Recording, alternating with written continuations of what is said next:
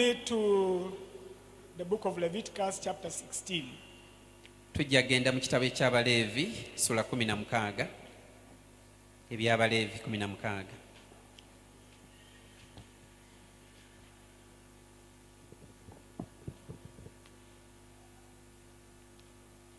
Holy Father, I bless your name. Katonda omutukuvu tukuwa ekitiibwa. It's the hour now that you will help us to share your great word. Mwene essaawa otusobozesa okugabana ekigambo kye ekikulu. Father, may I decrease that you may increase and touch every single soul in Jesus' name. Nze nkendere gwe weeyongere osobole okukoma ku buli mmeeme mu linnya lya Yesu. May you breathe a breath of life upon your holy word that will release life unto all people who are hearing it. Obulamu bwo bugire mu kigambo kyo eri buli muntu yenna atuwuliriza. We bless your name in Jesus' name. Tukwebaza mu linnya lya Yesu. Amen. Amen. Amen. We are still talking about the altar. Tukyayogera ku kyoto. The altar. Ekyoto. Somebody say the altar. The altar. Yogera wamu nange ekyoto. But I've chosen to first spare some minutes to run through quickly chapter 16 of Leviticus. Naye nsazeewo tukozese eddakiika ntono tuyiteko mu by'Abaleevi essula 16. Then I will spend much of my time in the New Testament to see how these relate and what we ought to do as the church. Olwo nkozesa obudde obunaaba busigaddeyo okulaba mu ndagaano empya tulabe ebikwataganira wa. The altar started in Old Testament. Ekyoto kitandikira mu ndagaano enkadde. But we also have it in the New Testament. Naye era tukirina ne mu ndagaano empya. In the Old Testament it appears 433 times. Mu ndagaano enkadde kyogerwako emirundi 433. In the New Testament it is talked about 24 times. Ate mu ndagaano empya kyogerwako emirundi 24. Maybe before we dive in, my quick definition I can give for an altar. Kyensobola okuwa ekinnyonnyola ekyoto kye ki? More so to the New Testament church. Mu ngeri ey'enjawulo eri ekkanisa I can say it ey'endagaano empya. means a place of sacrifice or a place to meet with God. Kitegeeza ekifo eky'okuweerayo ssaddaaka oba ekifo ky'ensisinkano ne Mukama. Yes, a place of sacrifice or a place to meet with God. Ekifo eky'okuweerayo ssaddaaka oba ekifo eky'okusisinkanira mu Mukama. As I mentioned, let's first pick some stuff from chapter 16 of Leviticus and then we go into the New Testament. Njagala okubaako ne betulonda mu by'Abaleevi 16 n'olwo tujja kgenda mu ndagaano empya. I think let me allow you to read. You read. From verse 1? From verse 1, yes. Eby'Abaleevi 16 okuva ku lw'omukaaga. Eky'Abaleevi. Leviticus chapter 16 from verse 1. Kuva ku lusooka. Baleevi 16 agambye, Mukama n'ayogera ne Musa batabani ba Alooni bombi nga bamaze okufa bwe baasembera mu maaso ga Mukama ne bafa.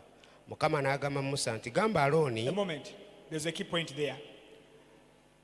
And the Lord spake to Moses after the death of the two sons of Aaron when they had offered before the Lord and died. Now, two sons of Aaron are found in chapter 10 of this very book of Leviticus. Bano batabani ba Alooni abaafa tubasanga mu ssula ey'ekkumi mu kitabo kino kyennyini. The two sons of Aaron who died, who are mentioned in verse 1 of 16, are found in chapter 10. Bano batabani ba Alooni abaafa boogerwako mu lunyiriri olwo olusooka era boogerwako mu kitabo kyekimu essula ey'ekkumi. They were called Nadab and Abihu. Kwaliko Nadab ne Abihu. They didn't observe the principles of the altar and they were struck dead by God himself. Tebaagoberera nnono ya kyoto ne bakubwa ne bafa Katonda nga y'abettira. That should point at something to all of us listening. Ekyo kiteekwa kuba kirina kye kisongako eri buli muntu yenna awuliriza. Not just to sound scary or to scare you out. Si kutiisatiisa. But an altar needs to be respected. Naye ekyoto kirina okuba nga kiweebwa ekitiibwa. Now, of course, this pulpit is an altar. Ekituuti kyaffe kino tusobola okukitwala ng'ekyoto. It deserves its respect. Era kyetaaga okukiwa ekitiibwa kyakyo. Of course, we even have our hearts. Our heart, your heart, my heart is an altar. tulina emitima gyaffe oba omutima gwange call nakyo it an kiba kyoto individual altar. kiba kyoto ekikyo eky'omuntu omu. Don't forget that you ought to keep this temple, which is the temple of the Holy Ghost, holy. Era teweerabira nti eno nnyumba yeekaalu ya mwoyo omutukuvu tulina ogikuuma nga ntukuvu. So these gentlemen were struck dead for not observing the principles of the altar. Kati batabani ba Alooni bano ababiri baakubwa ne bafa olw'obutawa kyoto kitiibwa kyakyo. God comes in to guide Aaron not to repeat the same mistakes as his sons. Katonda ayingirawo ng'agamba Alooni obutakola nsobi batabani be gye baakola. Let's read on now from verse 2. ebyabaleevi 16 tugenze ku lunnyi lwa 2. Mukama n'agamba Musa nti gamba Alooni muganda wo obutamala nga gajja mu watukuvu munda w'eggigi buli biro mu maaso g'entebe ey'okusaasira eri ku ssanduuku aleme okufa, kubanga nnaalabikiranga mu kire ku ntebe ey'okusaasira. All right, continue. Olunyiro olwokusatu. Bino Alooni byanajjanga nabyo mu watukuvu ng'alina ente ennume envubuka okuba ekiweebwayo olw'ekibi, n'endiga ennume okuba ekiweebwayo ekyokebwa. Great. It's a moment. So verse 3, they are beginning to guide this, the priest Aaron. Olunyiri olwokusatu Alooni bongera omuwa engeri gy'alina okukolamu ebintu. That he should always come with a young bullock for a sin offering and a ram for a burnt offering. Read verse. I know bullock. Olwokusatu bino Alooni byanajjanga nabyo mu watukuvu ng'alina ente ennume envubuka okuba ekiweebwayo olw'ekibi. I'm sorry, I'm using King James Version. So bullock, that is, there would be the bull, yeah? Amen. So he had to bring a young bullock for a sin offering and a ram for a burnt offering. Yalina okuleeta ente ennume envubuka okuba ekiweebwayo olw'ekibi n'endiga ennume okuba ekiweebwayo ekyokebwa. Now, these were animals to be sacrificed for sins of Aaron and the family. Bino byali bisolo ebyalina okuweebwayo nga ssaddaaka olw'ebibi bya Alooni ne famire ye. And then we shall find that he will request from the congregation also to bring some animals for the sins of the congregation. Era tujja kulaba nti waliyo ne ssaddaaka endala ezalina okuleetebwa okuweebwayo olw'ebibi eby'ekibiina. So the priest is not exempted at sacrificing. He has also to bring his own for his own sins and for his family's sins. Kati nga kabona teyazzibwa bbali nti ye aleme kuleeta abalala baleete, naye yalina okuleeta ebiweebwayo oba ssaddaaka olw'ebibi bya famire ye. I beg we skip verse 4 and go to verse 5. I'm picking out a few things because we can't go through chronologically. So you read verse 5. Katusome olwokutaano. Ekitabo ky'Abaleevi tugenze ku lunyiri olwokutaano. Awo anaatwalanga ku kibiina ky'abaana ba Isirayiri embuzi ennume 2 okuba ekiweebwayo olw'ekibi n'endiga ennume okuba ekiweebwayo ekyokebwa. Awo Alooni Okay, wait. So verse 5 shows you when they are picking two, are they goats? Yeah, 2 kids of goats from the congregation. At first, there was a bullock and a ram from Aaron's family for the sake of Aaron's sins and the family. Now, these are 2 kids of goats from the congregation for the sake of the congregation's sins. I hope you follow. Kati bino bye tulaba mu lunyiri olwokutaano zaali ssaddaaka eziweebwayo olw'ekibiina. Jjukira wali twasoose okulaba nti waliyo ebyali birina okuweebwayo olwa Alooni n'ennyumba ye.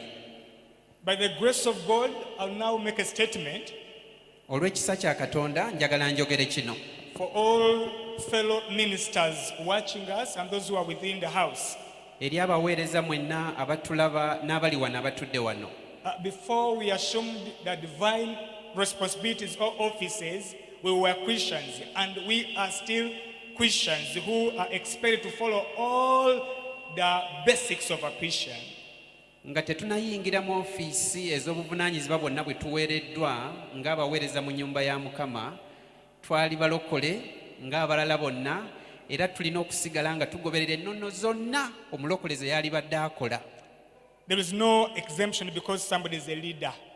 Tewali kwawulwako mu ngeri yonna nti kubanga nze ndi mukulembeze. I'm sure you can remember in the scriptures where people will come and say, Lord, we prophesied in your name, we did ABC in your name, and you tell them, Get out of my way. Get out of this place, for I don't know you. Mujjukira ekyawandiikibwa ekyo ekigamba nti balijja gy'ali nga bagamba nti tetwalagulanga mu linnya lyo, n'abagamba nti sibamanyi muve wendi. Let's go to verse 7 of the same chapter. We are in Leviticus 16, now verse 7. I'm picking some few things.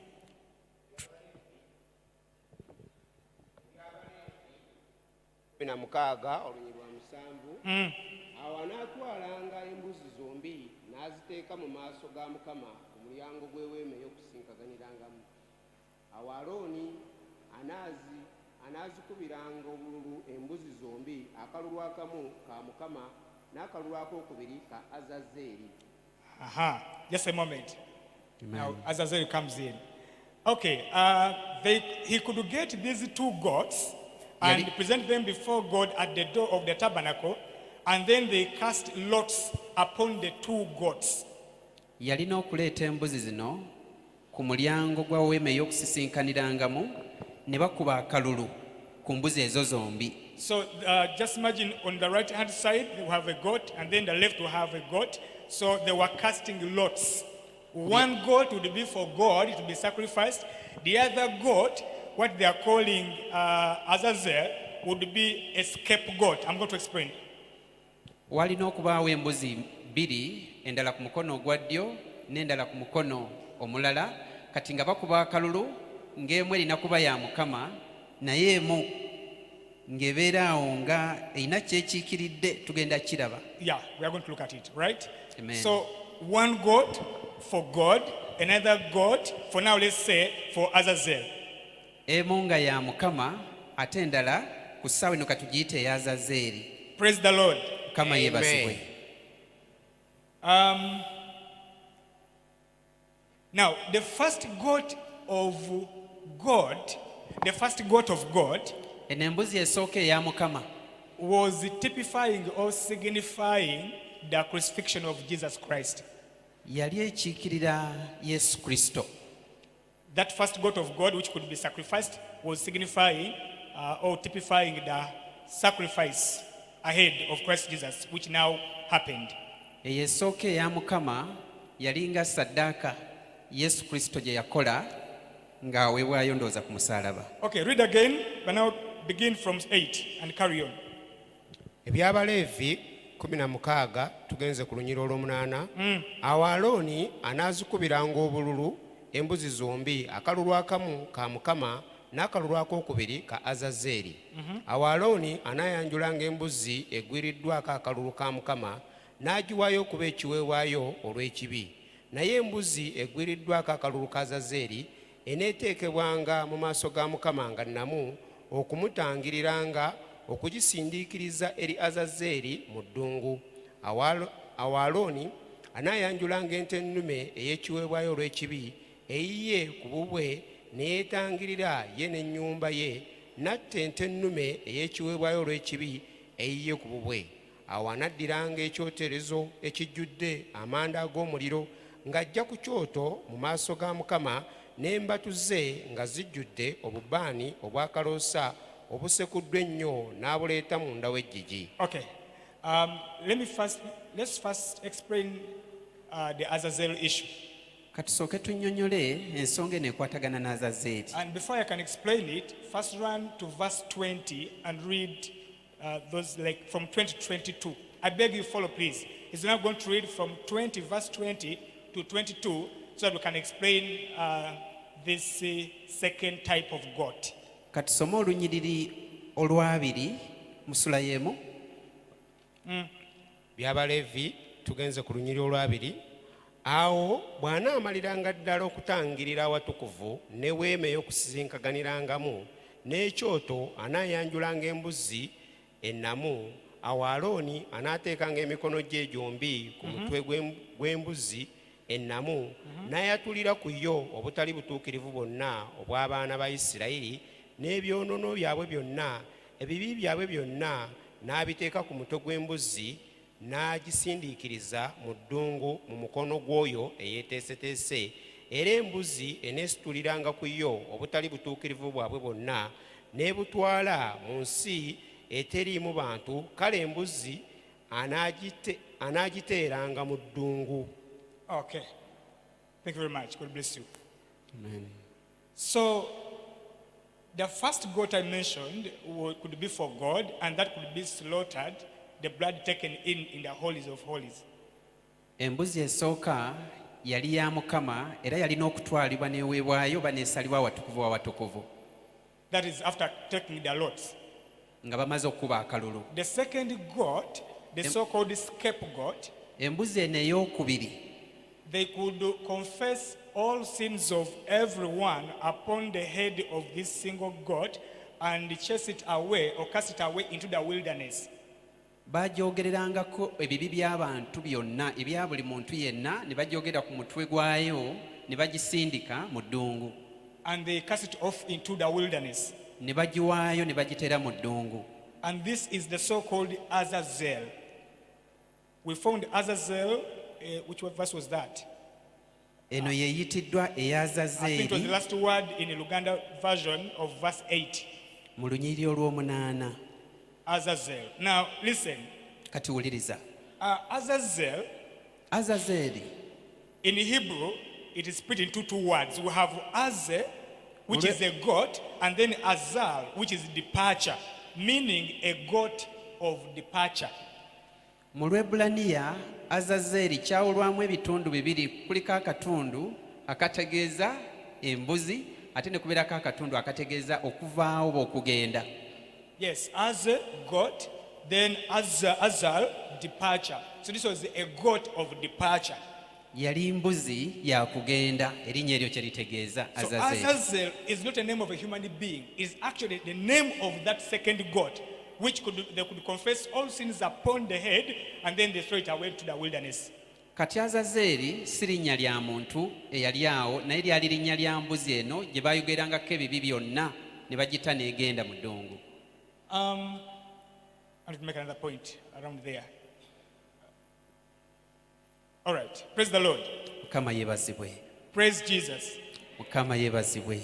So we've seen in verses 20 to 22 Tulabye mu lunyiriri olwabiri paka ku lwabiri mu ebbiri that they could confess sins and iniquities of all the children of Israel upon this scapegoat and then cast it off into wilderness. nti embuzi eno Azazeeri baagyogerangako ebibi byonna eby'abantu, olwo ne balyoka bagita n'egenda mu ddungu. The first goat I mentioned represented God, was for God, representing or signifying Christ's death. Embuzi esooka yali ya Mukama era nga ekiikirira Kristo. The Azazel, or called the scapegoat, was representing the resurrection of Christ Jesus. Ate embuzi eno ey'okubiri eyitiddwa Azazeeri yali ekiikirira okuzuukira kwa Kristo. There are scriptures showing that the completeness of our sins being taken away were actually after the resurrection of Jesus Christ. Waliwo obukakafu obulaga nti obujjuvu bw'ebibi byaffe okuggyibwawo buli mu kaseera ako nga Yesu amaze okuzuukira. Hallelujah. Amen. The resurrection was it completed the atonement of Jesus Christ. Okuzuukira kwe kumalirizaayo okuwaayo kwonna okw'ebibi byaffe oba okutwalibwa kw'ebibi byaffe byonna. Okay, maybe some two verses about that, about how resurrection could complete the atonement. One is 1 Peter 3, verse 21. Petero ekisooka just read. 3 olwabiri mu olumu. I think let's just read one of them. So you who's writing 1 Peter 3:21 Petero ekisooka 3 abiri mu lumu and then Romans 4:25. ne Baluumi 4:25. Let's just read 1 Peter 3:21. Katusooke mu Petero ekisooka 3:21. That the resurrection of Christ was playing a completion of the entire atonement. Ebbaluwa ya Petero esooka essula ya 3 olunyiriri lwa 21. Era kaakano ge gaabalokola mmwe mu kifaananyi eky'amazima kwe kubatizibwa, si kuggyawo mpitambi za mubiri wabula okuddamu okw'omwoyo omulungi eri Katonda olw'okuzuukira kwa Yesu Kristo. Yeah, because of the resurrection. So resurrection completes the atonement. Kati okuzuukira kumaliriza oba kugirawo ddala kumalirayo ddala okutangirira olw'ekibi. Our gospel gained shape after the resurrection of Jesus Christ. It made more sense. It was complete. enjiri evaayo bulungi nnyo mu kaseera ako nga yesu amaze okuzuukira.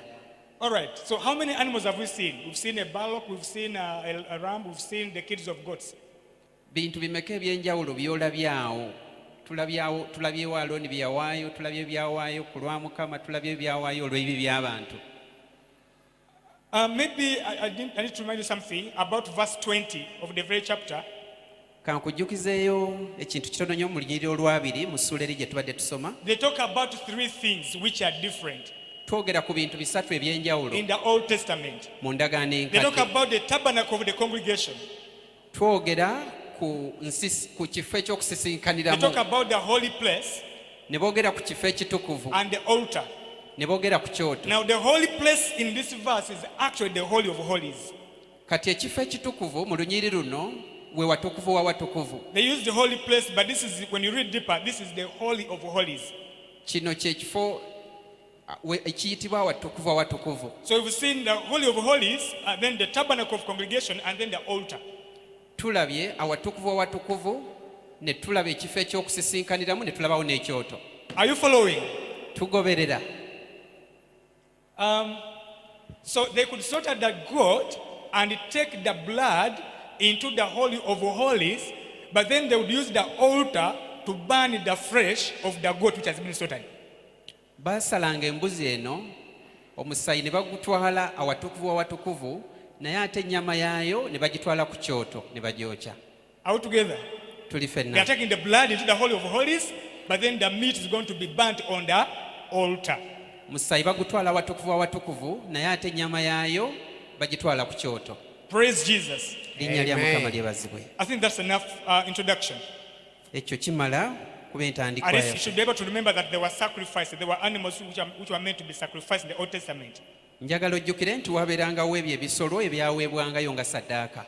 Hallelujah. Amen. Now, in Hebrews, now I want to paint the whole picture of the New Testament.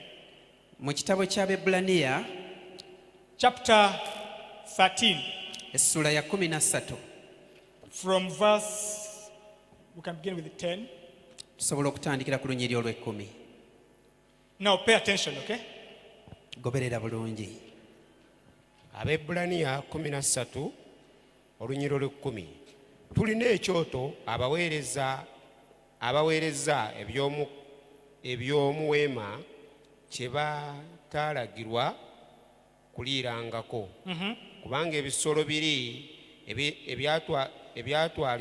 ebyatwalibwamu omusaayi gwabyo kabona asinga obukulu mu bifo ebitukuvu olw'ekibi, emibiri gyabyo gyokerwa bweru wa lusiisira.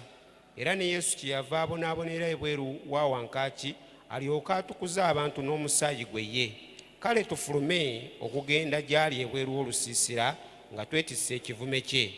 All right. Thank you very much. Now, verse 10, Olunyiri luno olw'ekkumi and actually up to 12, paka ku lw'ekkumi n'ebbiri. the writer of Hebrews is trying to compare the altar of the Old Testament and the altar of the New Testament.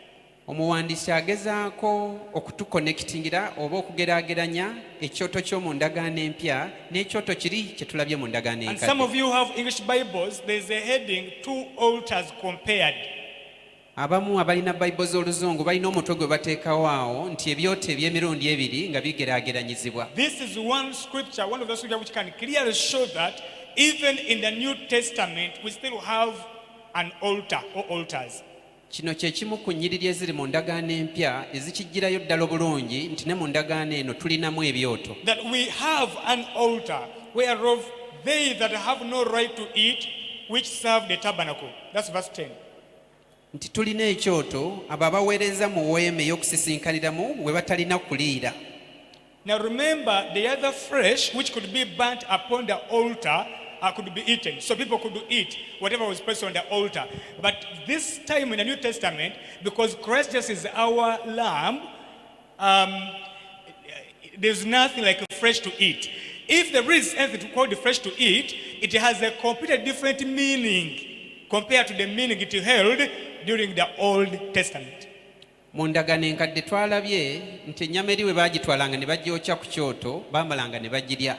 naye ate wano mu ndagaano empya tulaba nti ennyama eno gye bateeka ku kyoto ate yo tewaliyo batulaga kugirya era wabaawo aw'okulya wonna kyanjawulo nnyo ku kiri ekiri mu ndagaano enkadde. The Bible talks of taking my flesh and my blood.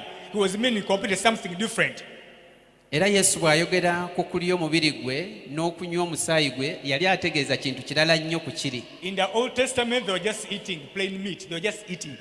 Mu ndagaano enkadde baalyanga ennyama eno kasa bamala okugyokya nga bagirya. So that's what they're saying, that for those who have no right to eat, those that serve at the tabernacle. Nti eno abantu gye bataalina mukisa oba gye batakkirizibwanga kulya oba kuliira. So,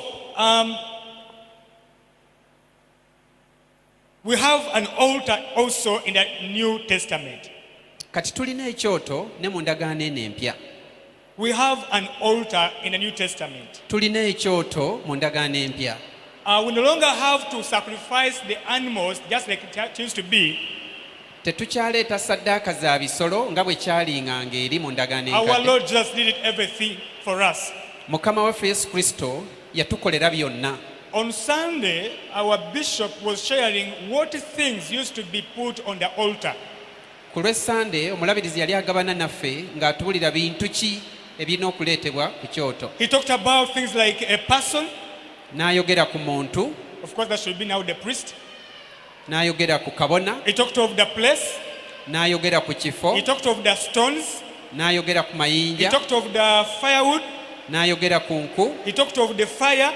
n'ayogera ku muliro, He talked of the sacrifice. n'ayogera ku ssaddaaka oba ekiweebwayo. So he talked of several things which should be on the altar. Yayogera ebintu biwerako ebirina okubeerawo ku kyoto. Allow me to pick out one of them, which is a sacrifice, and relate it with the New Testament. Nzikiriza nziggyeyo ekintu kimu ssaddaaka oba ekiweebwayo nkireete mu ndagaano eno empya. What is the equivalent of a sacrifice? Save alone Jesus' life being a sacrifice. Now, what kind of sacrifices does the current church have to offer? Ssaddaaka ki ekkanisa eya leero z'erina okuleeta ng'oggyeko Kristo Yesu okuba ssaddaaka yaffe? Ssaddaaka ki? Because I've mentioned we still have an altar, and therefore one of the things to be on the altar is the sacrifice. But what kind of sacrifices are we expected to bring forth to the altar? Tulabye nti ekyoto tukyakirina era ne ssaddaaka erina okubeerawo ku kyoto twakiraba dda, naye kati tulina okwetegereza ssaddaaka ngeri ki erina okuleetebwa ku kyoto kino. So let's walk the journey together. Just write a heading, different sacrifices in the New Testament. Njagala tutambule ffenna tugende nga tulaba ssaddaaka ez'enjawulo eziri mu ndagaano eno empya. Praise Jesus. Erinnya lya Mukama lyebazibwe. The first sacrifice Ssaddaaka esooka is your body, my body. gwe mubiri gwo, gwe mubiri gwange. Your body is the first sacrifice on the New Testament altar. Omubiri gwo ye ssaddaaka esooka ku kyoto kino eky'endagaano empya. Leave around the rain, just follow, right? Enkuba ereme kutwala birowoozo byo, sigala ng'ogoberera. Let's run to Romans chapter 12, Tugende mu Baluumi essula 12 verse 1. n'olunyiriri olusooka. They will talk about my flesh, my body, your body as sacrifice in the New Testament.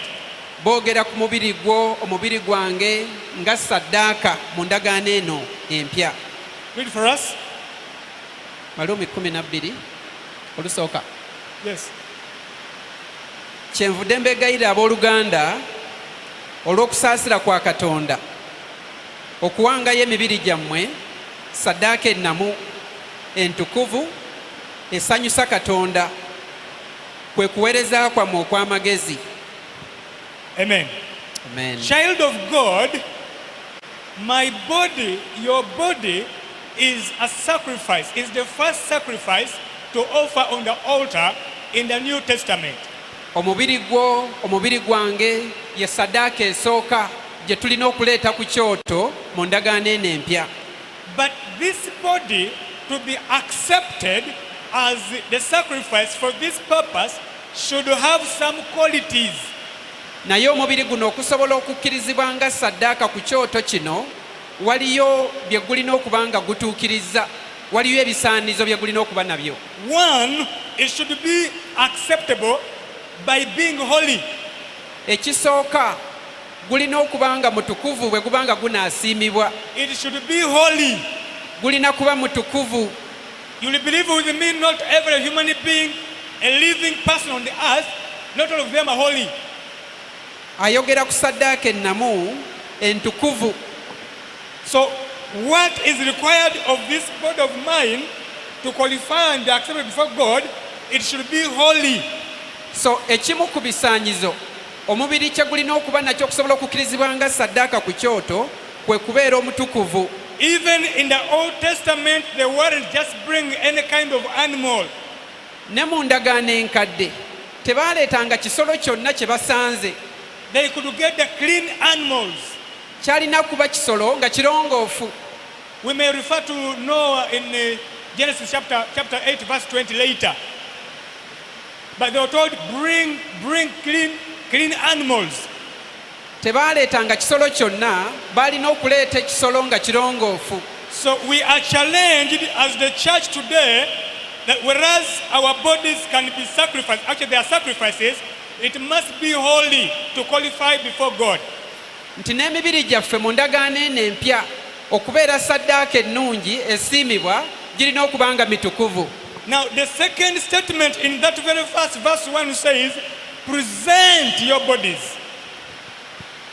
Kapaati akamu mu lunyiriri olwo kagamba nti muwengayo emibiri gyammwe. Present, you bring that body to the altar. Present it. Nti leeta omubiri gwo ku kyoto guleete. We have a challenge today that most people have no time to bring their bodies to the altar. Tulina abantu bangi mu mirembe gyaffe oba mu mulembe gwaffe abagaanyi oba batasobola kuleeta mibiri gyabwe ku kyoto. The man is pleading. The preacher here, the writer is pleading. I beseech you in the mercies of God. Is petitioning, is pleading, please, may you accept and present your body. Bring the body to the altar, but people are nowhere to be seen. Omuwandiisi mu lunyiriri luno agamba nti mbeegayirira, yeegayira n'okwegayirira abantu bawengayo emibiri gyabwe nga saddaaka, naye ate abantu tebazze. How do you give your body as a sacrifice? Oyinza otya okuwaayo omubiri gwo nga saddaaka? One, it can be through prayer and fasting.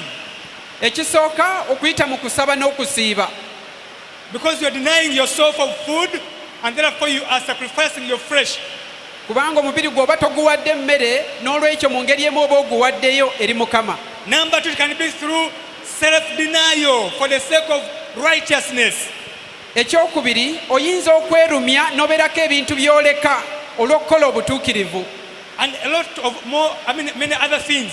Once you sacrifice, once you deny, you undergo self-denial, or you devote your body, deny it food through fasting, or you pray, even in awkward hours, like maybe during the dawn, early in the morning, you are surrendering, you are presenting this body as a sacrifice on God's altar.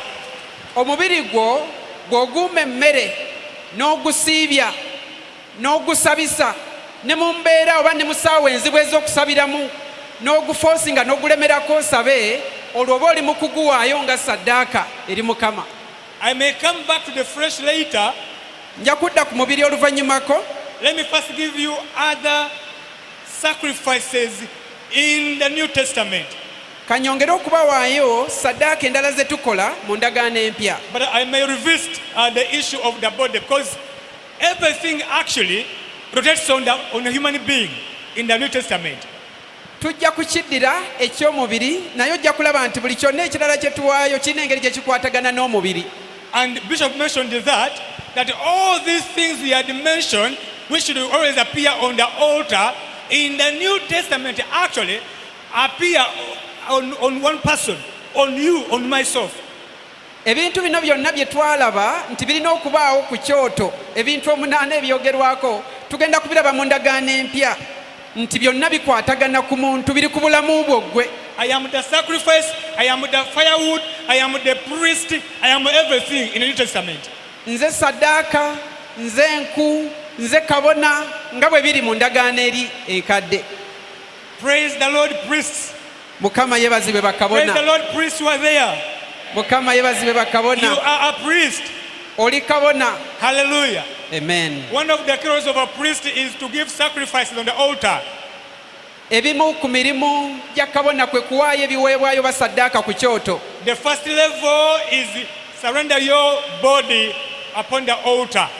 Leva esooka waayo mubiri gwo ku kyoto, eyo leva esooka. Okay, number 2, or the second spiritual sacrifice Saddaaka endala ey'okubiri nga nayo eri ya mwoyo is songs. ze nnyimba. Songs. Ennyimba. Somebody run very fast to Ephesians chapter 5 verse 19. Tugende mu Befeso 5:19. Ephesians chapter 5 verse 19. Befeso 5:19. I said number 1 sacrifice is my body, your body. Saddaaka esooka gwe mubiri gwo, gwe mubiri gwange. Number 2 sacrifice are the songs. Ekyokubiri ze nnyimba. Ephesians 5:19. Befeso 5:19. But as we mention all these other spiritual sacrifices in the New Testament, Naye nga twogera ku saddaaka zino endala zonna ez'omwoyo mu ndagaano empya, they will all be accepted as long as you are holy.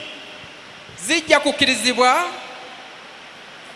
As long as you are holy. kasita obanga omubiri gwo oba kasita obanga oli mutukuvu oteredde. The basis, the beginning level is keep this flesh holy. Leva esooka kwe kukuuma omubiri gwo nga mutukuvu.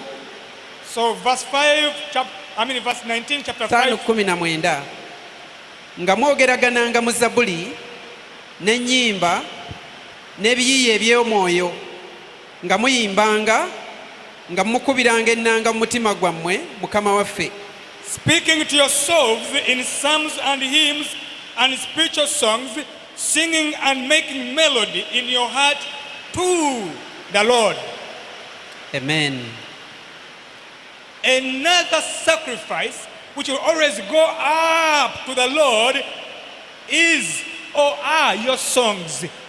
Saddaaka endala erina okuweebwayo eri Mukama kwe kuyimba kwaffe. They could be psalms, they could be hymns, they could be any type of spiritual song, as long as the motive, the intention, you are singing them to the Lord. Basobola okuziyita Zabbuli, basobola okubiyita ebiyiiye, zisobola okuba ennyimba, kasita obanga bw'oba oziyimba oyimbira Mukama. So singing should not be for one particular group called the praise and worship team. So okuyimba tekulina kubanga tukulekera ba worship team bokka nti be balina okuyimba. Singing is expected of every Christian, regardless of the tone, regardless of the voice. Don't worry, just sing for your Lord. Okuyimba Katonda akusuubira okuva mu buli muntu yenna. Tofaayo ku ddoboozi lyo liri litya oba oyimba otya oba oyimba otya naye kasita obanga oyimbira Mukama yimba. I will repeat this. Singing is not for one group, the so-called praise and worship team. It should be for everyone. More so when you're doing it as a sacrifice to our God. Okuyimba tetulina kulekera worship team yokka. Ffenna tulina okuba nga tuyimba era nga tuyimbira Mukama. And indeed, for the moments you've had worshiping alone in your room, praising your God in your room, there's always been some supernatural exchange. Bw'obeera mu kisenge kyo oba mu ddiiro lyo n'otandika okuyimba ennyimba ezisinza Mukama ng'oli awo wekka. I mean, there have always been a divine exchange whenever somebody devotes time into worship and prayer. Worship and Wabeerawo praise. okuwaanyisibwa mu nsi ey'omwoyo, okubeerawo omuntu bw'abanga yeewaddeyo ng'ayimba ng'asinza Mukama. Maybe somebody just joined the church and found these 4 pillars very important. Whoever mentions them: the word, prayer, offering, singing. You wonder, why this is for? Why singing? Lwaki ebintu bino ebina byogerwako ne bagamba nti bw'ojja ku bino ebyo kuliko okuyimba? Lwaki okuyimba kugattibwako ku bintu bino ebina? I'll repeat. Some of you might have come to church and maybe nobody has ever explained to you why preachers repeat themselves over 4 things: the word, prayer, offertory, and then singing. Oyinza okuba ojja mu kanisa nga weebuuza lwaki abaweereza mu nnyumba ye banyweza ebintu bino ebina: okuwaayo, okuyimba, okusaba. Singing is one of the sacrifice expected by God from all Christians at individual level. Okuyimba yemu ku saddaaka Katonda gy'asuubira okuva mu buli muntu yenna alokose agamba nti aweereza Mukama. Will somebody sing for the Lord? I want to hear you. Will somebody sing for the Lord? Waliyo anaayimbira Mukama? Hallelujah. Amen. The other verse is Colossians 3:16, affirming the same issue. Colossians chapter 3 verse 16. Bakolosaayi 3:16 nalwo lunyweza ekintu kye kimu. Let the word of Christ dwell in you richly in all wisdom, teaching and admonishing one another in psalms and hymns and spiritual songs, singing with grace in your hearts to the Lord. Ekigambo kya Kristo kibeerenga mu mmwe n'obugagga mu magezi gonna, nga muyigirizigananga era nga mulabulagananga mwekka na mwekka mu Zabbuli n'ennyimba n'ebiyiiye eby'omwoyo, nga muyimbira Katonda mu kisa mu mitima gyammwe. Child of God, Mwana wa Katonda, you can teach another, we can teach each other by way of singing. osobola okubaako n'ekintu ky'oyigiriza munno okuyita mu kuyimba kwo. Singing is one of the modes in this verse of teaching. Okuyimba mu lunyiri luno batulaga nti y'engeri emu omuntu omu gy'ayinza okubaako ne ky'asomesa oba ky'ayigiriza omulala. Yeah, there are always messages in songs. Waliyo obubaka bungi obubeera mu nnyimba. And then number 2, we can admonish each other in that verse. Ekyokubiri, musobola okuzimbagana mu lunyiriri luno.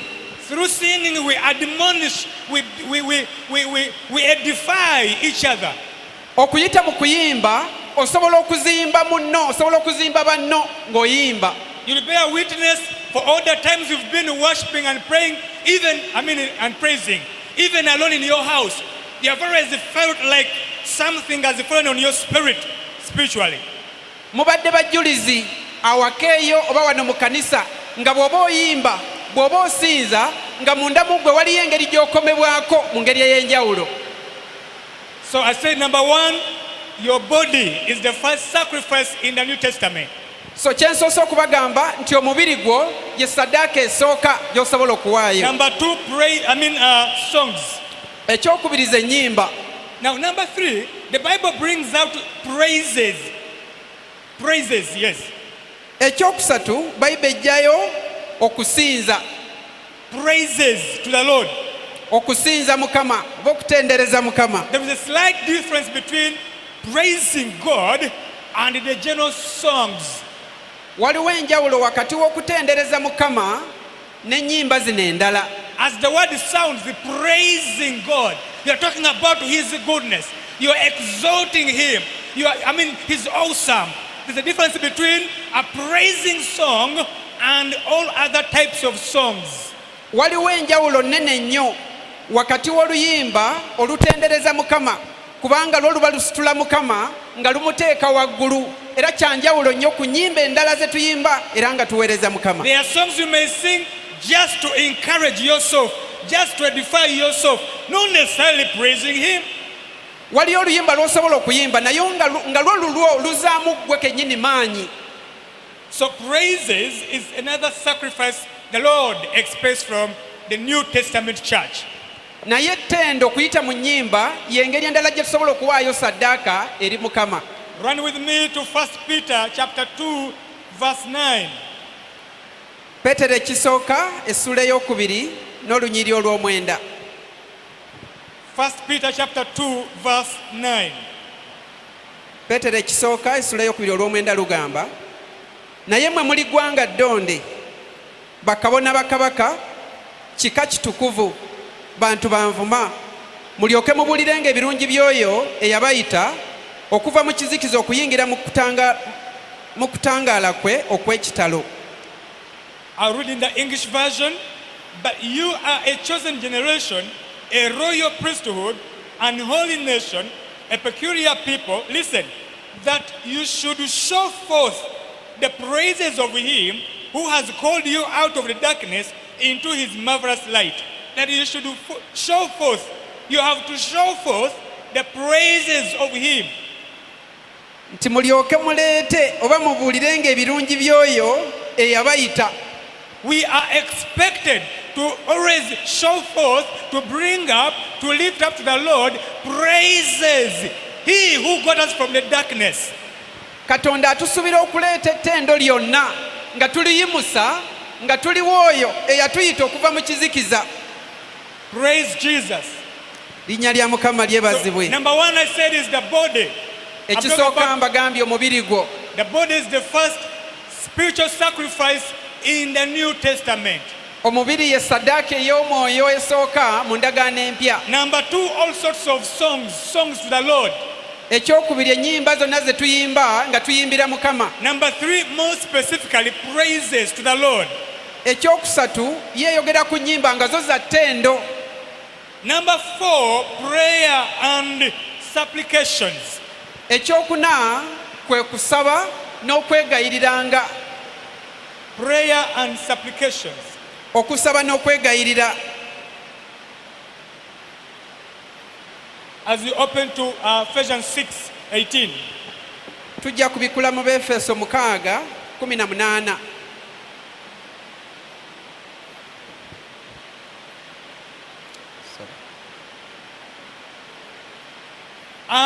Chapter 6:18 of Ephesians. Befeso 6:18 wagamba bwe wati. The Bible will mention of the different kinds of prayer. Bible eyogera ku ngeri ey'okusaba okw'enjawulo. There are different kinds of prayer. Waliyo engeri ez'enjawulo ez'okusaba. They do not rank them to show the most important. Tebatulaga eruwa esingako ku ginnewaayo. They encourage us actually to practice all of them. Naye batukubiriza okuba nga tuzikozesa zonna. One could be your individual altar at home or at place of work. Esobola okuba ku kyoto kye kikyo ng'omuntu oba ku kifo w'okolera. That is the type of prayer, individual altar. Okwo kuba kusaba kukwo kiba kyoto kikyo nga ggwe omuntu. Two can be a church altar where we gather here and we pray as a team. Ekyoto ekisala kisobola okuba ekyoto eky'ekkanisa we tujja ne tusaba ng'ekkanisa. Just like the church prayed for Peter when he was in jail. So a church can have an altar. Ng'ekkanisa bwe yasabira Peetero ng'asibiddwa ng'ali mu kkomera, n'ekkanisa esobola okuba n'ekyoto ekyayo ng'ekkanisa. Three can be a family altar. Family beyond the father, mother, children, but even the extended family, it can have an altar. Musobola okuba n'ekyoto mu famire yammwe, si mu nnyumba yo wokka, naye oba ne baganda babali mu bifo eby'enjawulo, naye nga mulina ekyoto mu famire yammwe nga bwe muzaaliwo bajje muva. I'm happy and I congratulate all those who have maintained the altar of the nuclear family. Dad, mom, children. Neebaza Katonda ku lwabo abasobodde okukola ekyoto mu nnyumba yammwe nga taata, maama, oba mu nnyumba yo mw'obeera n'abo Katonda baakuwadde mu nnyumba omwo. But there are other people who have moved a mile and they are having an altar at the extended family level. Naye waliyo abantu abasuseeko ku kyoto eky'omu nnyumba emu yokka ne bagenda mu famire yaabwe yonna, abooluganda baabwe bonna ne baba balina ekyoto ekya famire eyo ennene. Never despise an altar. The more the altars, the more the victory at whichever level. Tonyoomanga kyoto kyonna. Ebyoto gye bikoma okweyongera nga birungi nga bya Mukama, n'obuwanguzi gye bukoma okweyongera. Okay, just read that verse 18, chapter 6 of Ephesians.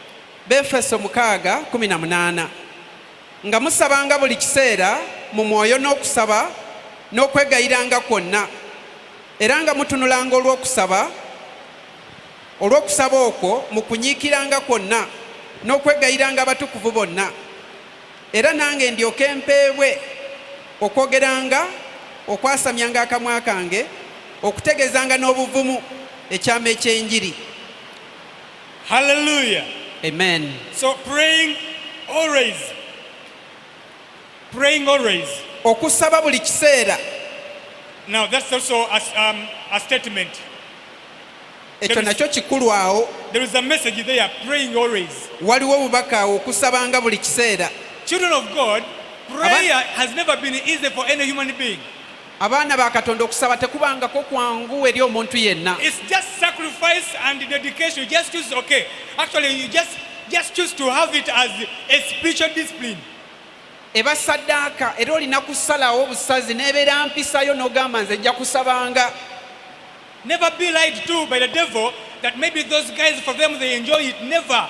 We just get determined, we're giving ourselves to the Lord, and the Holy Spirit helps us. Setaani takulimbanga nti abo abasaba ennyo balina engeri ey'enjawulo gye bakikola mu kuba kwewaayo eba saddaaka naawe osobola. Setaani takulimba.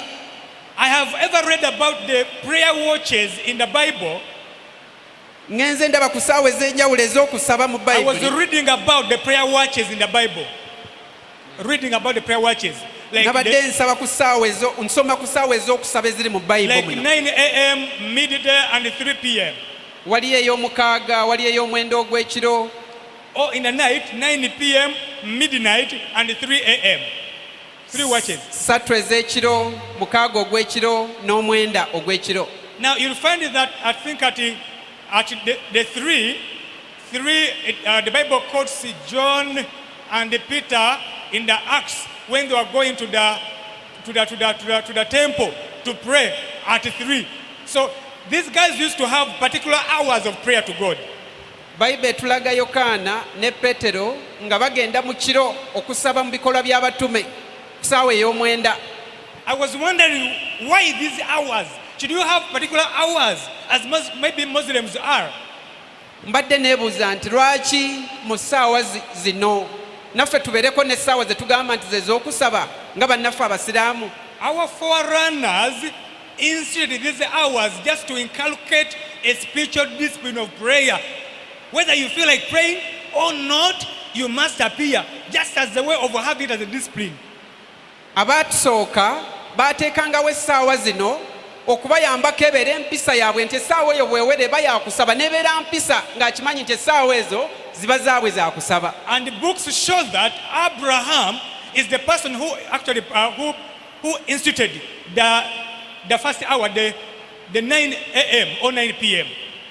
Era ebitabo biraga byawandiikibwa biraga nti Ibulayimu ye yasooka okozesa essaawa eno ey'essaawa esatu ez'ekiro nga yakusaba. Then it was Isaac for the midday or the midnight. Isaka n'avaayo n'essaawa ey'omukaaga emisana oba omukaaga ogw'ekiro. And then Jacob for the 3 p.m. or 3 a.m. Ate Yakobo n'ajja n'essaawa ey'omwenda ogw'ekiro. No wonder the Bible shows you Jacob wrestling with God at such a time. Kubanga Bayibuli etulaga Yakobo ng'ameggana ne Katonda ku ssaawa eyo ey'omwenda. So they set for themselves some bit of principles that at every single, whenever it is 3, whenever it is midnight, I must appear before God as a way of having spiritual discipline. Otherwise, you can drift away.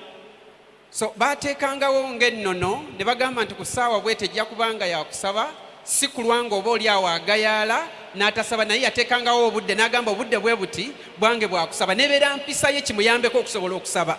Praise the Lord. Mukama yeebazibwe. Even when you feel too weak to pray, ne bw'obanga owulira ng'onafuye nnyo, oli munafu nnyo tosobola kusaba, come and tell God, okay, don't pray. You just come and tell him. Maybe that can make sense to you. Come and tell him, do you know what, God? I have come, but honestly, help me. I feel prayerless, but I'm here. Nti ne bw'oba owulira nga tolinaamu maanyi gonna ga kusaba, jangu mu nnyumba ya Mukama oba mu kifo aw'okusabira ogambe Mukama. Ku luno nga tosaba naye omugambe bugambi nti Mukama, mpulira sirina maanyi gasaba, nyamba. I have a personal experience when I've ever gone to God's presence for the sake, it was like routine, honestly, to be honest with you. It was like a routine. I said, anyway, I have to go, so let me go. When I got there, I said, God, grant me grace. I prayed I mean, the way I prayed, it was a unique way of prayer in that whole year in my life. Nina bye neerabiddeko mu bulamu bwange ne nzija mu nnyumba ya Mukama nga oluwalo obw'okugamba nti leero lwakusaba kaŋŋende, ne nzija naye nga amaanyi ag'okusaba mpulira sigawulira, naye ne ntuuka mu maaso ga Mukama ne mugamba Mukama mpa ekisa. Naye ndabyeko olumu nga nsaba mu ngeri ey'enjawulo gye sisabangako naye nga nazze bwe ntyo. I just imagined, hadn't I just dragged myself in that weakness, I would have missed out on this gift. Nkubyamu akafaananyi nti singa nali nemeddeyo ne ŋŋamba sijja kusobola, ndi mukoowu nnyo, sirina maanyi ne sijja, naalibadde nsubwa ekisa kino eky'enjawulo ekyokusaba. I pray for you as I pray for myself in Jesus' name. May the Lord reignite our altars, the altars of the heart, that we may drag ourselves even when we feel like weak. In Jesus' mighty name. Kusaba kwange gy'oli era n'eri obulamu bwange tusobole okwekuŋŋaanya tujje, yadde ng'owulira tosobola, yadde owulira nga tobiriimu tobiwulira, naye Mukama akuwa amaanyi weewalula ojje obeerewo. It will never be super, just enjoying, never. There will always be moments when you are kind of coming down. But what do you do in a time when you are dwindling down? What do? Do you give up? That's what the point is. Togenda kubeera mu mbeera nga buli kaseera owulira oli mu giya ya waggulu nnyo yakusaba, waliyo wajja okutuuka nga mu butuufu towulira ngeri ejja kusaba, naye weerwaneko era ojje mu maaso ga Mukama. I love the scripture. I don't want to go there. Come on, help me, God. Romans 8:26. Waliyo olunyiriri luli mu Baluumi 8:26. Let me request that we go there. Romans 8:26. Kankusaba obikkulewo. Don't forget our points. Baluumi We shall come 8:26. back to them. Pointi zaffe tozeerabira, tugenda kuba tuziddira. Romans 8, should be 8:26. Era bwe kityo Omwoyo atubeera mu bunafu bwaffe. Kubanga tetumanyi kusaba nga bwe kitugwanira, naye Omwoyo yennyini atuwolereza n'okusinda okutayogerekeka. God bless you. So I will read, because there's something I want to bring out here. Amen. I'll read from, of course, King James, English Bible. Romans 8:26. Likewise, the Spirit also helps our infirmities.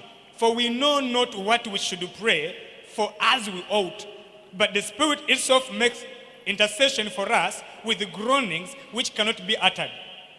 Amen. Now, all these are powerful words for prayer. Bino byonna ngeri za njawulo za kusaba ez'amaanyi. But I've come here for the word of the Spirit helps our infirmities. Naye njagaddewo kino ekigamba nti Omwoyo atubeera mu bunafu bwaffe. This word helps in English. In the Greek, it actually means joint help. Joint help. It is a very long word. Is it sunatulamba nomai? But it just means joint help. Nti wabeerawo okwegatta ng'oweebwa obuyambi. Ekigambo kino bwe kitegeeza nti atubeera. If I can read here, it is the assistance afforded by any two persons to each other who mutually bear the same load or carry it between them. Kitegeeza nti buba buyambi abantu ababiri, buli muntu n'ayamba munne ne babeerako ne kye basitulira awamu, nga buli muntu awulira alina okiwagira oba alina okusitulirako munne ne beewagira ne bakikola, kwe kuyamba oba okubeera. I pray that somebody understand this verse. It's a powerful verse for prayer, people who pray. Kusaba kwange olunyiri luno olutegeere kubanga ngeri y'amaanyi ya njawulo nnyo mu kusaba. That the Holy Spirit and myself, we carry the same burden. We carry the same load. The way you feel like you are weak, just take it like He's also like that. But just give in, just give in as He also gives in. As you draw close, He comes closer, and then He will give you strength. Nti Omwoyo Omutukuvu aba awulira obuzito bwe bumu nga naawe bw'owulira ng'ojja mu kusaba, n'ajja nga naye awulira nga bw'owulira n'akusitulirako ne musitula mwenna n'oyinza. That again implies this verse of 26, chapter 8 Romans. Era ekyo era kitegeeza You have a part to accept to play, just accept to submit, accept to present the body, accept to come in. That is your part. naye waliyo ekitundu ky'olina okukola, waliyo paati ye ey'okukola nti gwe olina okukkiriza oleete omubiri gwo oguleete mu kiseera ekyo ekyokusaba. Have you realized the Holy Spirit can even wake you up in the night and doesn't drag you to the prayer place? He will wake you up, you wake up, you wonder, oh, what should I do? He leaves you, and you can even decide not to pray, but he has woken you up. He doesn't drag you. It is your part to walk and go in.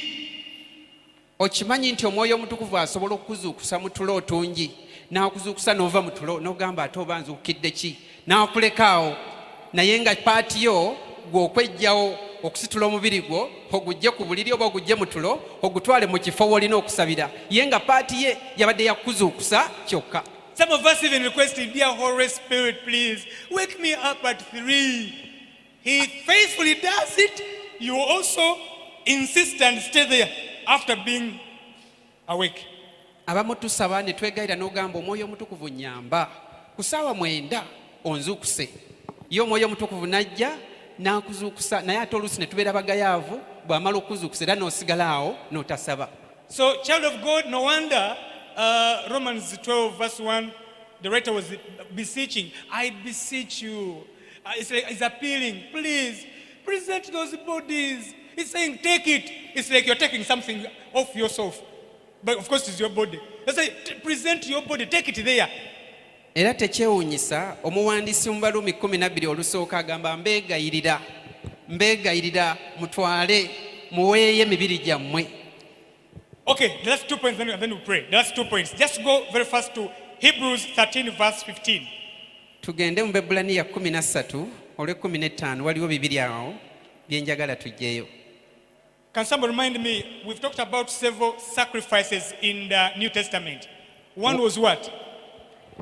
The body. Waliwo asobola okutujjukiza saddaaka ez'enjawulo ze tuwaayo mu ndagaano empya okuva ku esooka. You said the body. Number 2, the songs. Thank you so much. Number 3, the praises. God bless you. Number 4, prayer and supplication. Now I'm adding number 5 and 6 and then we pray. Tugenda kwongerako ey'okutaano n'ey'omukaaga n'oluvannyuma tugenda kusaba. I'm not saying there are only 6. Another preacher may come and add on. Sigambye nti biri mukaaga byokka, omubuulizi omulala ayinza okujja n'abawa n'ebirala. Or even as the Holy Spirit, gives more revelation. Ng'omwoyo omutukuvu bw'aba akubikkulidde. 13 verse 15. Now 15 and 16, those 2 verses, they have other 2 sacrifices that we can pick from there. Bebulaniya 13 olw'15.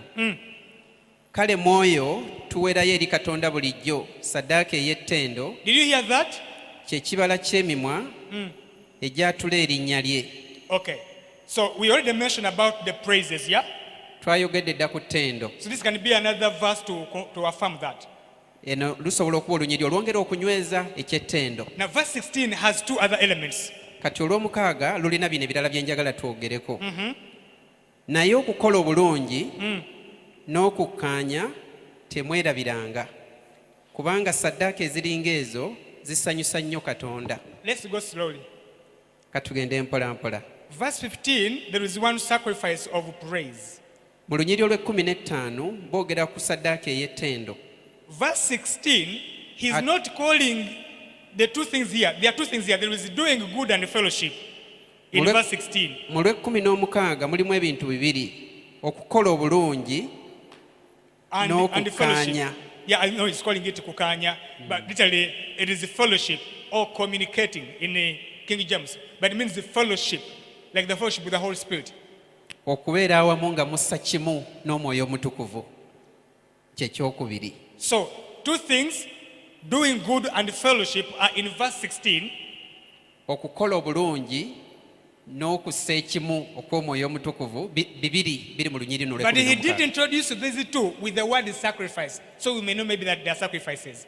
Naye tabireeta ng'abiwadde erinnya saddaaka, so oyinza obutakitegeera bulungi, naye kyekyo. But when he comes at the end of verse 16, he says, naye bw'aba amaliriza olunyiriri olwennyini, for with such sacrifices, nti kubanga saddaaka eziringa ezo God is well pleased.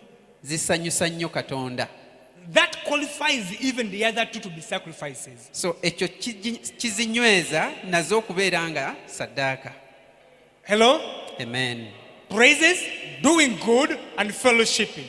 ettendo okukola obulungi n'okussa ekkimu oba okukuŋŋaana okubeera awamu That with such sacrifices, God in heaven is well pleased. nti ne ssaddaaka eziringa ezo katonda azisanyukira eyo mu ggulu gy'ali. Praise the Lord.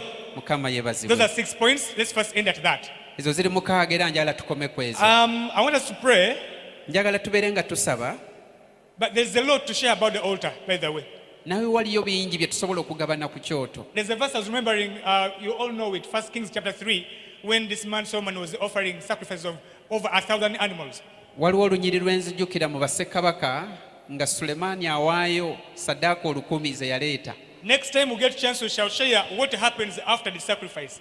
Bwe tunaafuna obudde obulala tujja kulaba ki ekibeerawo ng'omuntu amaze okuleeta ssaddaaka zino. Just imagine God visiting you in the dream and ask you, what can I give you? God visiting because of just sacrifice. Ku byamu akafaananyi nga Katonda azze gy'oli akukyalidde akujja mu kirooto akubuuza nkukolere ki. That's for next time. Thanks so much for listening to me. Let's have worship team. Mwebale nnyo okutuwuliriza. Worship team. 1 or 2 songs for prayer. Who wants to pray? Amen. Kumekyoto munda yange, kumekyoto ekitazikira.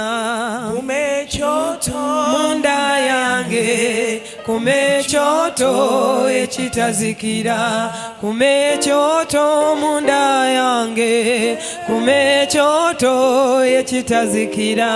Kumekyoto munda yange, kumekyoto ekitazikira. Yesu kumekyoto munda yange, kumekyoto ekitazikira.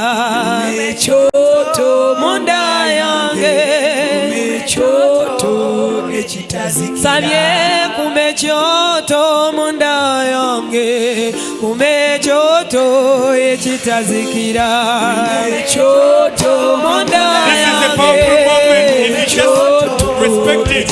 Sabao kumekyoto munda yange, kumekyoto ekitazikira. Kumekyoto munda yange, kumekyoto ekitazikira. Kumekyoto munda yange, kumekyoto ekitazikira. Kumekyoto munda yange, It's a prayer, not a praise. sabye kumekyoto munda yange, kumekyoto ekitazikira. Kumekyoto munda yange, kumekyoto ekitazikira. Njagala okusaba nenemererwa Mukama, kumekyoto munda yange, kumekyoto munda yange, kumekyoto ekitazikira. Nsabye ekyoto munda yange, kumekyoto nga tekizikira. Kumekyoto munda yange, kumekyoto. Wesabire esaleyo. Ata mpanise emikono gye nkusaba kyoto, kumekyoto munda yange, kumekyoto munda yange, kumekyoto. Ekyoto ky'omu mutima kye nsaba Mukama, kumekyoto munda yange, kumekyoto munda yange, kumekyoto. Kwagaba ebyoto mu mitima gy'abantu, nsabye ekyoto mu mutima gwange. Kumekyoto munda yange taata, kumekyoto. Nali nsabye naye Mukama, olwaleero byonna byagenda. Nsabye Mukama munnange, ndajanira Mukama oyo akuma ebyoto, kumekyoto munda yange, kumekyoto munda yange, Kulyango yayana. kumekyoto Yongera ekitazikira. kuyayana. Kumekyoto, kumekyoto, kumekyoto munda yange, kumekyoto munda yange, kumekyoto ekitazikira. Yokusabira nina bingi munnange, naye ekyoto kyange kyazikira. Kumekyoto munda yange, kumekyoto ekitazikira. Kumekyoto nsabira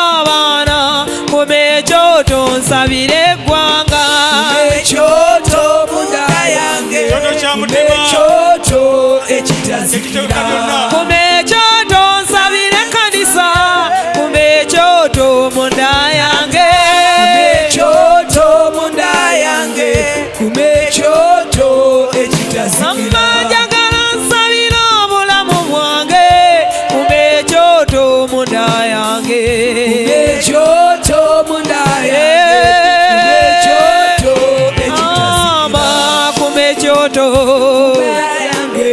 Kumechoto sabye kumechoto kumechoto kumechoto kumechoto sabachoto sabachoto mukama sabachoto chake chake chake munze sabye mukama chake munda sabye mukama sabire ebyange ebyagana sabire kanisa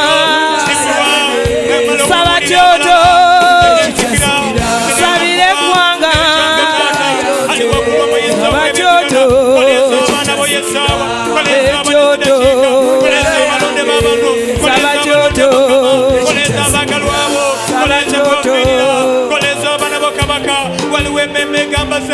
inkoleza waliwo omutima gugamba taata inkoleza waliwo omuntu awulira nga yegomba okusaba yegomba akolezebwe waliwo omuntu awulira nga yesunga era ng'agamba mukama nakinkolera mukama nantaasa mukama nayamba nanyamba nalyoka agolokosa okusaba munda munze mukama yamba eddala ery'omuntu akiyayanira eddala ery'omuntu awamanta ngamba omuntu yagamba ddala tompitako omuntu agamba sebo ntompitako ayi muyinza w'ebintu byonna olunaku lwaleero olunaku lwe olunaku waliwo katonda omulamu lwe mukama nga olunaku lwe omuntu ayayana afubye okwekuuma afubye otambula mbutokerevu ng'eyesanga bwesanze ng'azikidde mundamu ye ayi omuyinza w'ebintu byonna nisabanga kabona owesa kino katonda omulamu nenkwesengereza mukama omuntu omusingane lubeere mukama olunaku lwe lubeere mukama olunaku lwe lubeere mukama olunaku lwe omuntu awamanta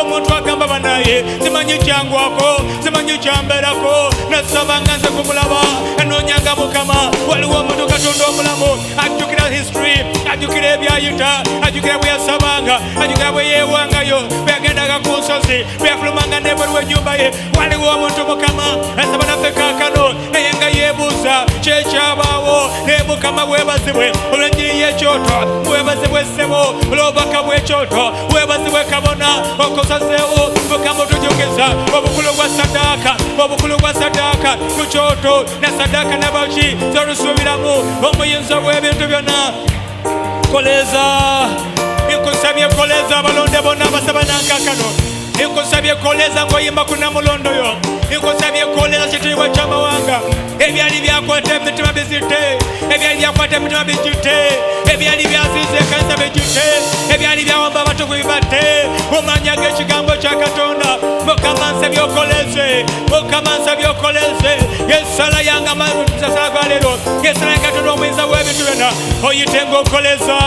oyitenga okoleza naddala omusajja yeewaddeyo naddala omukazi yeewaddeyo naddala omuntu amaliridde naddala omuntu agamba taata ngamba omuntu agamba sebo omuntu yagamba sebo akowoola sebo waliwo eddoboozi lyokera waliwo eddoboozi eriyita katonda waliwo eddoboozi erikabira katonda eddoboozi ligamba taata ayi muyinza bw'ebintu byonna nange nyimidde ku kyoto neŋŋamba koleza abalonde bo nyimidde nga kabona w'ekiseera nkwegayira mukama nkwegayira katonda omulamu nyimidde mu maaso g'abalonde bo mu maaso g'abatuga omukama ngande mukama ku kyoto ekitukuvu nansaba taata nansaba ssebo koleeza emitima egy'abaana basse n'abaliko online katonda omulamu koleeza negayidde mu maaso go koleeza emitima gy'abasse koleeza emitima gy'abaliko online koleeza abooluganda katonda omulamu koleeza abalokola abamala ebbanga omukama wange ssebo balokoka dda n'abakalokoka koleeza abaweereza koleeza abayimbe koleeza ab'ebyuma koleeza ababafumbo koleeza abasingo koleeza abalwadde koleeza abayita mu mbeera olina agamba bannange embeera yantomera nenemererwa buli okwegayira kwange taata buli Yesu omwana gw'eniga ekyatuleese tukolezebwe ekyatuza mukama tukolezebwe we katonda weka ayinza otukoleza we katonda ensibuko yaffe nsibuko y'omuliro nsibuko y'omuliro nsibuko y'omuliro engukowola engwegayidde gujja mukama buli muntu yena mukama saba nange koleza koleza koleza koleza ekinsabya ekinkabira kyenkabirira kyenkabirira koleza koleza abasumba koleza bakabona koleza mukama koleza abatume abulizi b'enjere koleza abegayireze koleza abulemonto koleza mukama abakozi mu kyakye koleza kaluna omulamu lola rimasakandarebokoya nasaba ekigambo kimukoleza nasaba ekigambo kimukoleza kyensaba ku bali mu online abali mawanga g'enjawulo abali mawanga g'enjawulo mukama ali waggulu ennyo buli okwegayira kwange ssebo sibisaba olw'okweyagaliza sibisaba katonda omulamu olw'okweraga mbyogera kuyamba kanisa mbyogera ku obungi bw'ekkanisa olw'obulungi bw'omubiri gwa kristo olw'okuyamba ekkanisa taata abali mawanga taata bambi bakoleze yesala yange bakoleze mukama bakoleze kabaka bakoleze negayidde abali ku radio koleza abali koleza muyinza w'ebintu byonna abali ku zoom koleza mwezi gw'omubezi abali ku youtube abali ku facebook kinamanyibwa ettundu lya leero waliwo omuntu alonze amayinja waliwo omuntu alonze ekisa waliwo omuntu alonze ekisa waliwo omuntu alonze okubeerako waliwo omuntu agugumuddwa amaanyi g'eggulu mu Yesu omwana gw'endiga kibeere ku rekodi y'eggulu olunaku lwaliwo kanumulamu waliwo omuntu akolezeddwa waliwo omuntu ayambaziddwa amaanyi amajja mukama koleza babano koleza babano koleza bali mu kusaba koleza bali mu kusaba koleza bali mu kusaba koleza katonda omulamu koleza ssebo wakikola musenge ekyawaggulu mu kisenge ekyawaggulu lwe bakuŋŋaanira ennaku eziwerako ne basaba ne bakulindirira wakikola taata bayibuli esomesa ennimi ez'omuliro zaalabwako omukama nga ziri ku abo musenge ekyawaggulu aye muyinza w'ebintu byonna ayi taata muli Yesu ennimi ez'omuliro ennimi ez'omuliro ennimi ez'omuliro nze somolanga kabona ow'ekiseera kabaka ow'ekitiibwa nsumula ennimi ez'omuliro okuva ku namundo kakano nze somola muli Yesu mukama oyuze eggulu oyiseewo omuliro mukama oyuze eggulu oyiseewo omuliro mukama oyuze eggulu yuze eggulu lyo yuze eggulu lyo oyiseewo omuliro omuliro mukama wange ssebo ng'ogweseza amazzi omuliro gwa katonda omuliro gwa katonda ng'ogweseza amazzi yuza eggulu lyo yuza eggulu lyo yuza eggulu lyo ota omuliro yuza nsabye yuza ndi mwana we William byokusaba kwange mukama nyimiddenga ku kyoto nyimiddenga kabona kwesaba bigambo bino mukama nsaba yuza mwesigwa bambikiriza oyuze eggulo wanda omuliro ku mitima wanda omuliro ku mutima ku mitima gyabona abaliko online wanda nsabye wanda omuliro sebo raise the fire omuliro gw'okusaba gutojere omuliro gw'okusaba enguyita omuliro gw'okusaba engusumulula bayibuli empadde obuyinza kina kyenasumula wano konse neggulu kinakita bayibuli empadde obuyinza taata ali ku namulondo omuyinza w'ebintu byonna obwetowaze bwonna nyimiranga kabona okusumula omuliro gwa katonda guva ku kyoto eky'omuggulo waliwo ekyoto omuggulo waliwo ekyoto ku namulondo waliwo ekyoto mugolo, waliwo ekyoto mugolo, waliwo ekyoto ekyo taata nyimiranga kabona mulesa omwana gweriga okosa omuliro omuliro guveeyo, omuliro guveeyo, mpita omuliro kakano guyite mu bwengula, mpita omuliro guyite mu bwengula, mpita omuliro mulesa omwana gweriga ugwakometema, ugwakometema, mpita omuliro, mpita omuliro, mpisa omuliro, mpisa omuliro, mpisa omuliro, wanda wanda wanda wanda, kitange wanda omuliro, taata weereza omuliro, taata weereza omuliro, taata weereza omuliro ogwakometema. Buli muntu akolezebwa leero, buli muntu akolezebwa leero, buli muntu alega ku kigera kino, buli muntu ayambazebwa, buli muntu akolezebwa, buli muntu atoola omugabo gwe, buli muntu atoola omugabo gwe gw'okuyana gwe bwekoli. Gaba gaba gaba gaba Yesu, gaba gaba gaba gaba mwesigwa, gaba gaba gaba gaba taata tuva otulese otukoleze, koleza koleza, nsabye koleza koleza, nsabye koleza mwesigwa, nsabye koleza leza koleza.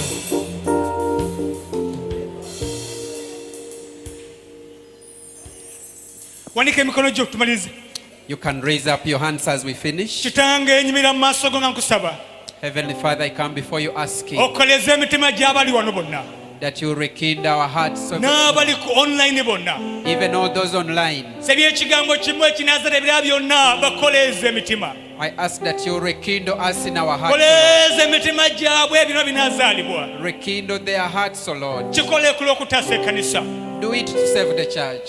Tukwebaza kubanga okikoze We thank you for you've done it. mu Kristo Yesu. Mukubira engalo gwe nakikiriza In Jesus' name. kyokolezeddwa mu Yesu omwana wa Katonda omulamu. Amen. Amen. Olw'ebiseera tugakwa tukoma wano, Amen. Let's end here. kansabe twatwe ebigambo by'ekisa. The words of the grace.